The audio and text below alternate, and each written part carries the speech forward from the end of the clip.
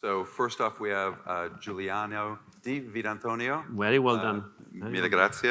Io non parlo italiano, ma he is from Italy, clearly, at least in terms of his adopted name, but lives in the UK. We have Raul Martynek, and we have Tom Frazier, and we're going to cover a whole bunch of things in the next 29 minutes. Around edge and smart cities and some innovative thinking around some positive possible solutions to all the problems that we face. So I want to start off with each of them just giving a little bit of context on who they are and their companies. So please, Giuliano, let's start with you. Just a couple of minutes. Thank you. Giuliano di Vitantonio, I'm the CEO of AtlasEdge. AtlasEdge is a pan-European company with a mission to build an edge data center platform that covers all the locations in Europe where our customers want to go. It's a joint venture between Digital Bridge and Liberty Global. We've been in existence for roughly 18 months. We're already present in 15 markets across Europe with a plan to reach many, many more as the edge becomes more pervasive. I've been in the industry for longer than I want to admit, so I will gloss over that part. Okay, thank you. Raul? Good afternoon, everyone. So Raul Martynek, I'm the CEO of Databank. Databank is a US data center operator. We've emerged from kind of humble beginnings about 6 years ago with 6 data centers in 3 markets, and today we have the largest geographic footprint of any data center operator in the US, where we operate about 70 data centers in 25 US markets. So we see kind of a really large cross-section, kind of both geographically, different tier 1 and tier 2 markets, in different verticals. And we're big believers in the edge. We think the edge is kind of the next big stage of evolution of the internet. I would argue that the last 10 years have really been about kind of the rise of public cloud. Obviously, we all remember when that started, 2010, 2011, and kind of look where it's grown today. And ultimately, public cloud represents kind of obviously the consumption and the distribution of applications, which is what the world has turned into.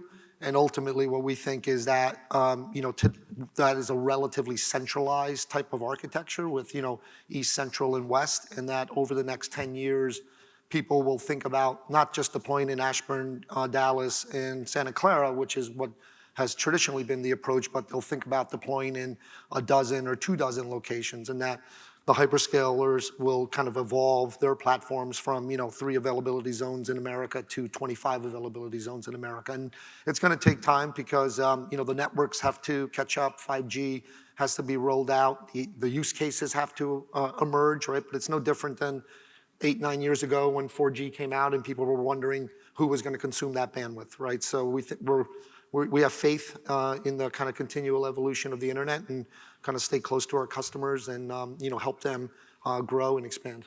Thank you. Tom? Hi, thanks for coming. My name is Tom Frazier. I'm the CEO and founder of Redivider, and we're an edge data center company. I started in data centers in '96. I'll reveal my industry age. But over this period of time, we've all seen so many different evolution components of this industry. And about 3-4 years ago, I sat down with a group of folks and we said, hey, what does edge really mean and how's it going to work? And through that journey, it was really the discovery of, hey, edge is going to go to places that data centers have never been. They're going to be used in ways that are very specialized. And so Redivider was formed really to try to address that market. And one of the big pieces to that is the idea of the inclusion of humanity in the build out of a data center. I think a lot of times that gets put as a back burner or something on the side that's an afterthought. And we've really designed our footprint around social impact. We think it's all going to be prefabricated.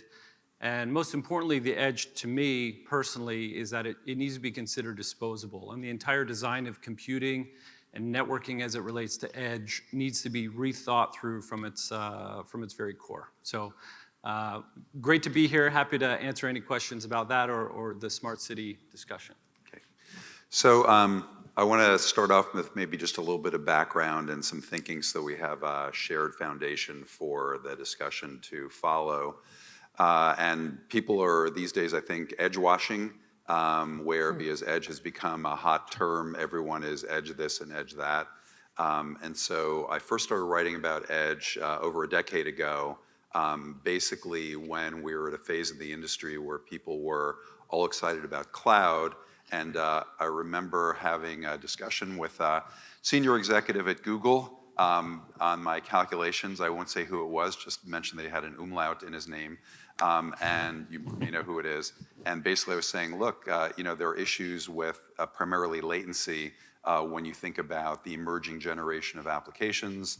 And having just a handful of hyperscale facilities would seem to be challenging in terms of this new generation of applications. He said, Joe, you're an idiot. I don't know if those are the words he used, but probably close to that. And there's no such applications, and we don't really need to have decentralized / distributed facilities or capabilities. And so what I realized as I was writing and thinking about this, and I can show you the equations if you want, is that basically today's world and the world for the foreseeable future really is complex from an architectural fabric perspective. And so we have everything from enterprise data centers and server closets to colocation facilities to, of course, public cloud. And in the other dimension, we have everything from centralized hyperscale facilities to highly distributed. And rather than just thinking about sort of those only two options in the spectrum, we have everything from highly centralized through somewhat decentralized, through the near edge to the far edge to perhaps things like residential gateways, and then ultimately endpoints, which may be mobile or fixed. And so that is the complicated world that we live in. So let me start off by asking each of the panelists what you see as being, with that model of, quote, what the edge is, what is your sense of the role that your companies play and or the kinds of applications that you're pursuing? And I'll go in this order again. But first of all, I agree with your definition, but we make a distinction between edge as a physical location, but also edge computing. And we define edge computing as the place closest to the end user where data is stored and processed. Not necessarily generated, because generated could be in a much, much more distributed fashion.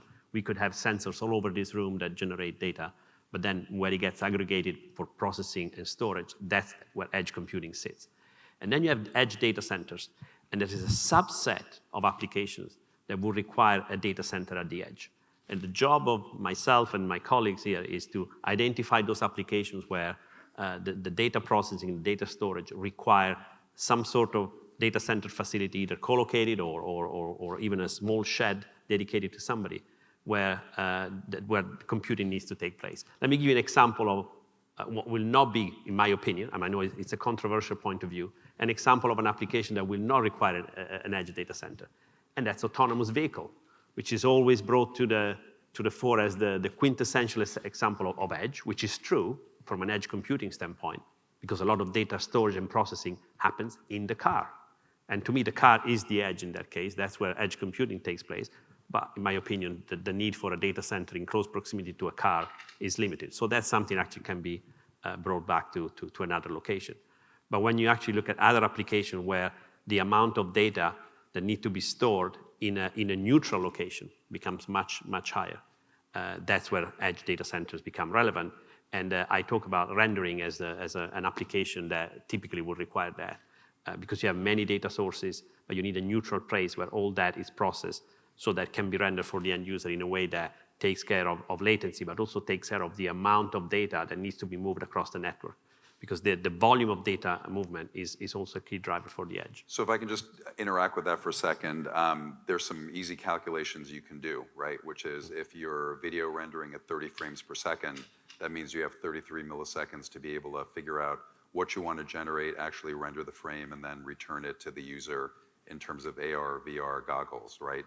So that in turn limits the WAN distance to at least a metro area. So if you have a footprint in a metro, that's going to fit within that time frame. Correct. Whereas for, and I love that people talk about autonomous vehicles because a fully autonomous vehicle doesn't need any connectivity because it's autonomous. But a connected autonomous vehicle, let's say, that's doing collision detection might only have 2 to 3 milliseconds to look across a blind corner. So with But in my opinion, in the latter example you brought up, the interaction will be between the two cars. Could be, unless it's a blind spot with limited propagation line of sight between them, like going through a building.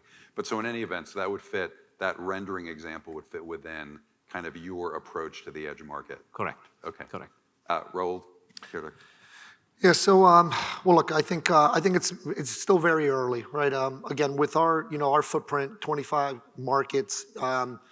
What we've seen is, our customer base, it's the technology companies that are using co-location as kind of the foundation for their product that are thinking about, how to further expand their architecture. As I mentioned earlier, if you were a SaaS company 5 years ago and you were deploying at scale in the US, you would think of Ashburn, either Chicago or Dallas, and Santa Clara or Hillsborough as kind of your 3 locations, right? And again, you would look at the country as East, Central, and West. What we're seeing with certain kind of players, so for example, online gaming, that's an application where, today, as you know, the gaming industry, most of it is done via console that is in your house. Multiplayer games, require almost, zero latency. But, the industry believes that that's all gonna migrate to online, similar to, videos and obviously now streaming. So, but for that to work effectively, especially multiplayer games, that kind of compute needs to be much closer to where the user is actually playing the game. So in some of our customer conversations with gaming companies, they tend to think of the country kind of in quadrants. And, some think it's, 200 miles, some think it's 400 miles, but that's kind of that kind of thinking is really what I believe is kind of what is going to happen with more and more applications as there's a need for further reduction in latency. So, today, again, gaming is one vertical. We're seeing a lot of, technology companies. I mean, obviously, Akamai, everyone's familiar with them from a CDN perspective. You think about that, that's an edge application, any type of security services, ingress, egress type of stuff. They bought a business called Linode, which is a compute company, and now they're in the process of deploying out in a bunch of different markets. We see a lot of that, storage businesses, data protection businesses, that again are deploying across the footprint. So, and that kind of the geography that we have, what it allows us to do is just facilitate and enable kind of that their ability to deploy, their ability to scale, because we can kind of solve, we can scratch a lot of itches. We have a lot of pins on the map, and that helps. Again, it's easier for them to interact with one company than a whole bunch of different companies. So, but we think this is again, a 10-year process, and we're really kind of in the very beginning of it. Tom? Yeah, I mean, look, I think your description is very apt of there's kind of concentric rings, right? You might have aggregating data centers and you have edge nodes that are different form factors and types and serve different reasons. And, the way I look at it is you probably add one more layer to that, which is a campus. For us, prefabrication is the only way this is gonna work. For edge to be successful, you're talking the scale of tens of thousands of edge data centers. The only way you get to that, you're not building stick buildings to make that many sites. So if you take a campus, you might put a very small specialty data center for machine learning, right? Where the state government has figured out the machine learning, like ChatGPT and OpenAI has been phenomenal for the awareness of machine learning, and I think how that applies to government will be a big thing. But you may put a prefabricated machine learning specific facility at a campus in a location. And then next door, now all of a sudden the gaming population is taken off in that metro, and you put one that's more focused for gaming. You might have another one that's focused for something else entirely. So, the more specialized you think about computing, the framework needs to be that we need to design data centers to completely optimize that use case, right? That protects us on our personally identifiable information, where the data can be routed, how the interconnection between these works. We're now decoupling the idea that it's just latency and there's a matrix of criteria, right? You may want your data to be routed in the most carbon efficient way, and that may not be the edge network they would use if you want the lowest latency way. So there's a lot of different scenarios, And I think as an industry, that's one thing that we just need to have a big group hug, guys. We need to figure out how we're defining all these terms, because everyone in this room would define edge a little bit differently. So, that specialty is where I'll hang my hat. Yeah. So not just because there's 3 of you and 1 of me, and we're going to be backstage in a few minutes, but I think the lesson in what we just heard is that actually, if you look at Tom's definition and vision for edge, it's tens of thousands of locations, potentially more. If you look at Raul or Giuliano's definition, it's probably more like dozens or maybe scores in something like the size of the US. And neither of them is right or wrong, right? There are naturally layers from endpoints, simple endpoints like a single processor, to more complex endpoints like a vehicle with maybe 40 or 100 microprocessors on board, to those kind of campus area or manufacturing area networks and on and above. And presumably it's just the applications that need to be able to fungibly move across those layers. I think we all agree. It's just we don't have a set definition list, right? Yeah, it doesn't have to be a definition, those just work. a vision. We look at this as the emergence of the 2 key trends in the past 10 years. Raul mentioned cloud has become a key pillar of anything to do with IT architecture, and edge is emerging as the other pillar, but the 2 are intimately connected. I look at this as a spectrum. It's the core edge architecture with a lot of digital infrastructure sitting in between that needs to glue the 2. Yeah. And the nature of that glue depends a lot on the vertical applications. Yeah. The big difference we see between cloud and edge, cloud is really converging towards one architecture template for most providers, right? They have availability zones, they have on-ramps, edge nodes. It's a pretty standard architecture for all the providers. Edge will vary by use case. The requirements on the underlying infrastructure for workload placement will be very application specific, and that's what makes it challenging, but at the same time very, very intriguing. Yeah. Okay, Raul wants to. Yes. So obviously, Databank, we build kind of brick and mortar data centers, and we think of the edge from that perspective as a metro phenomenon. With a modular, in 2020, we made an investment in a business called Edge Presence. They build modular data centers. We kind of tend to think of that as the far edge. And in those scenarios, if you think about it, a data center, why do our customers put their equipment in the data center? It's because of the kind of the what it enables, right? There's a security, there's compliance, there's interconnection, there's multi-tenancy, right? So you try to do that and shrink it and put it into a modular data center that has 8 to 14 racks. It's obviously, it doesn't scale very well. And there's got to be a very, very specific reason that compute needs to be in that location, as opposed to a traditional brick and mortar data center that might be 15 miles away. In the last 2 years, we deployed about half a dozen of these modular data centers. We found some use cases around network aggregation, the use case around machine learning or AI. We hear people talking about them, but really haven't deployed it yet. As you know, probably, companies like, large retail companies are thinking about technology to, monitor how people interact in the store and be able to kind of understand buying decisions and be able to, do real-time coupons and things like that. But again, those things are really still have not come to fruition, right? You look at an Amazon Go store, there's a significant amount of compute that's in the back closet that you don't see. You could call that an edge data center. But, again, those use cases that we think will emerge, and you'll need, potentially tens of thousands of data centers. But for right now, we think the metro environment, provides that kind of, low enough latency for the current generation of applications. And until someone needs, real time, we don't see that far edge emerging. We think it's going to, take a little time. Okay, before Tom jumps in and begs to differ, I'd like I to agree. talk about it. Okay, great. I think we're all saying roughly the same thing. Correct. It's just the race condition of how it's going to operate and go first. What's going to be the So adoption? to understand that evolution, though, it helps to understand what would drive that evolution from a kind of requirements and constraints perspective. And we're all used to talking about latency, especially with 5G and beyond networks. But of course, there's more things that drive the edge than low latency.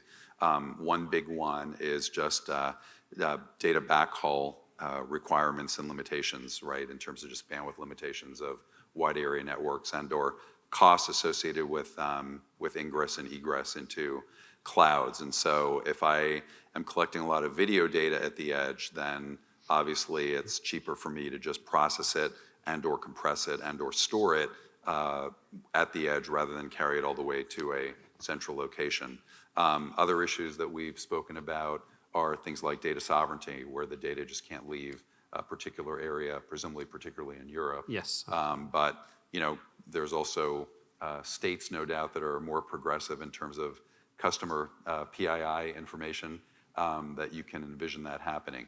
So with those different benefits of edge, including latency, backhaul cost, et cetera, in mind, and the state of technology, what are the key applications that you see your customers demanding now and or beginning to plan for in the future?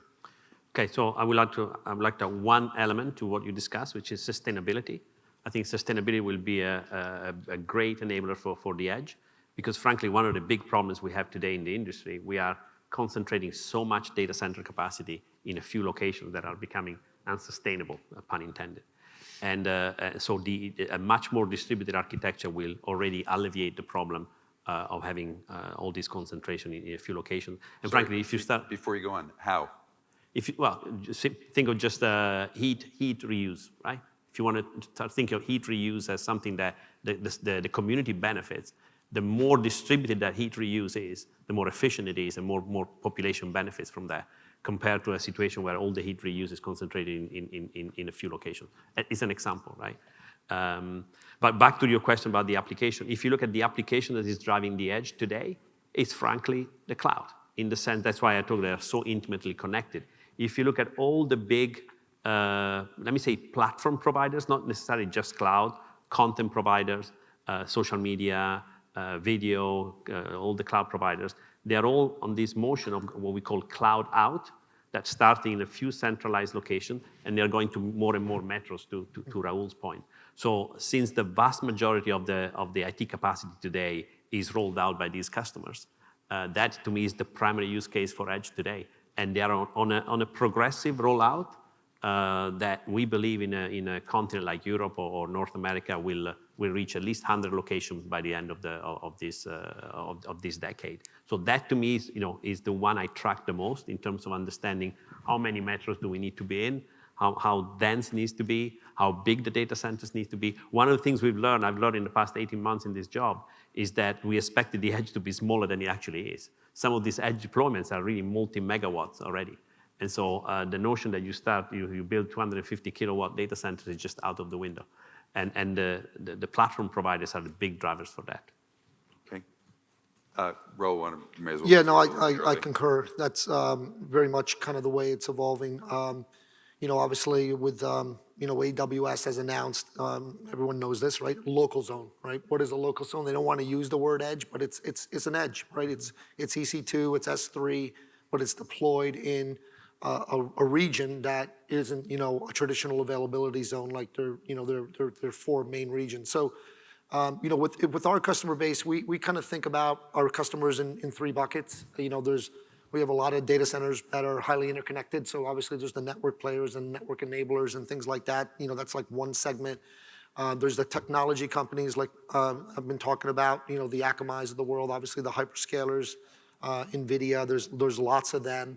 And then there's enterprise, right? I consider enterprise, any business whose primary focus is not technology, right? So banks, think healthcare, things like that. When you look at that segment, they're really, you don't find, major hospital chains or, national banks, deciding that they're going to build out an edge footprint, right? They're going to rely, I believe, on kind of the hyperscalers and others, technology enablers like that to build out their footprint. They're going to deploy applications on that distributed hardware or, distributed nodes.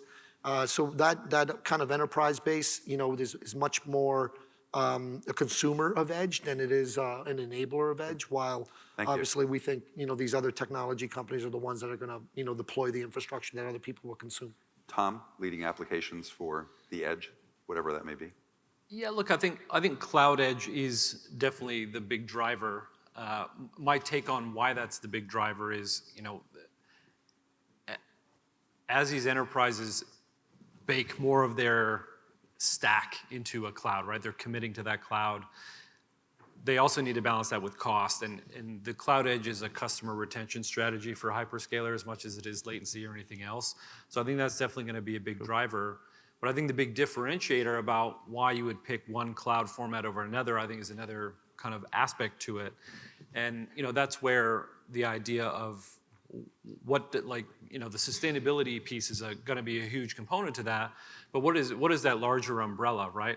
Time to power, I think we would all agree, is a big problem for data center rollouts. So, starting where I would say in your terms, the far edge is probably going to be adopted faster because time to power is better, right? You're building small things and you're making them prefabricated, and a lot of them, if you do it in a way that is better for the environment, it's better for the community, the places that we're going into, the headwinds we're going to face from cities are things like noise pollution, are things like environmental. And so the way we can really lock in the use case of cloud edge and machine learning, all these other things, is to ensure that we're integrating in the right way with these cities, and that we are doing this in a way that's not confrontational. And I think as an industry, that's something we need to really reckon with. So I'm going to open it up for audience questions after I pontificate for a minute or two. So if you do have a question, please line up behind these two mics so that we can capture the question on the recording. I want to talk about 5G for a second, and we have, especially since we have Dean Bubley in the audience to keep me straight. But the limited propagation distance of 5G, everyone always talks about 5G in conjunction with multi-access edge computing, and sort of the idea that because I now have this immense bandwidth at low latency, et cetera, I can sort of have a nice alignment of where my compute resources are together with that lower latency situation. And so the challenge with that is the low latency partly comes about due to a lower propagation distance, which in turn means that building out base stations can be prohibitively costly unless there are the applications that are paying that will actually generate value to customers that will fund that infrastructure.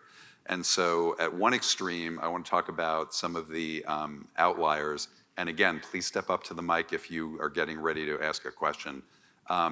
So at one extreme, we have rural areas where it's hard to picture a public service provider investing a lot of money to build out base stations and a network, backhaul network, under the theory that maybe there's a farmer that has an irrigation application that they're going to run.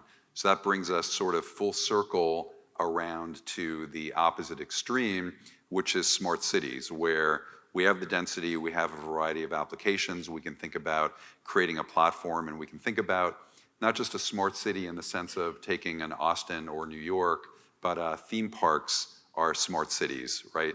And so with smart cities as an idea, how would smart cities fit in with your vision and or model for what you're doing with your companies? And are there any issues or challenges or killer applications that come to mind for you?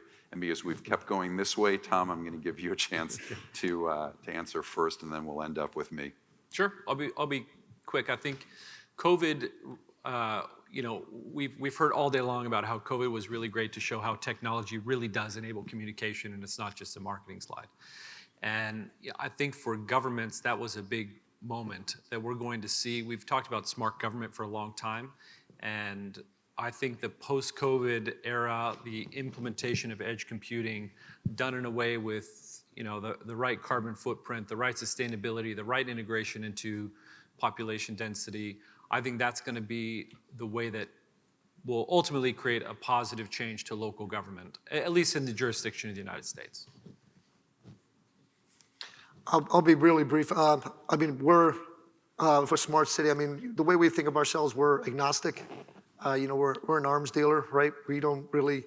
People can deploy any type of technology in these facilities, and if it's a municipal government or it's a hyperscaler or it's a technology company or an enterprise, that's all good with us. So ultimately, what are we doing here is kind of allowing the adoption of technology. So as long as that keeps happening, and the smart city is just yet another example of technology adoption. But just to follow up on that, where are you seeing traction in your business? Like, are We you seeing don't- any patterns and applications, or do you even have visibility into?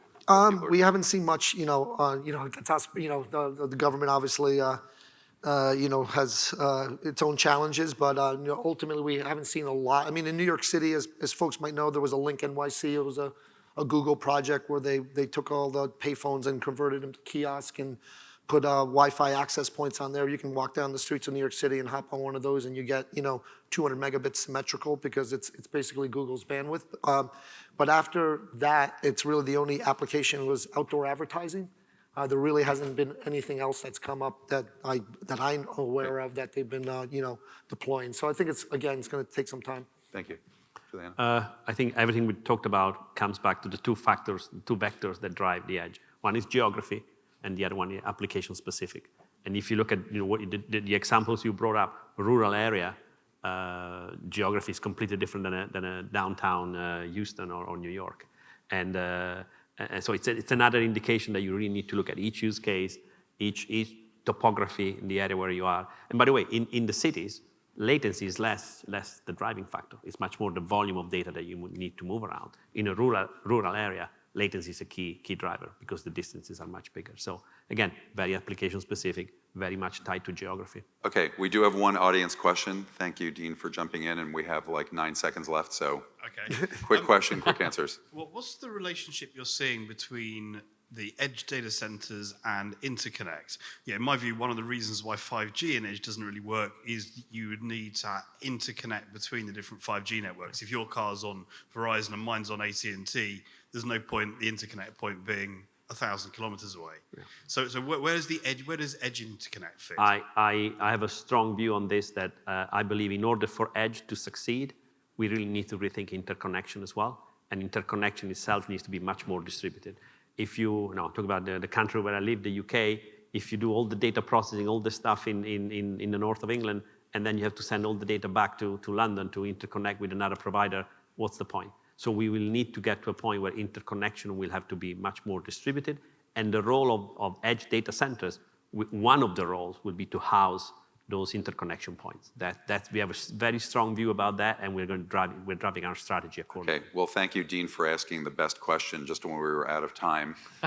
So I hope to see you all at the PTC Awards ceremony tonight, which promises to be fantastic and exciting. If you haven't registered, it's ptc.org/awards. But with that, we're out of time, so please join me in thanking our amazing panelists. Thank you for having us. Thank you.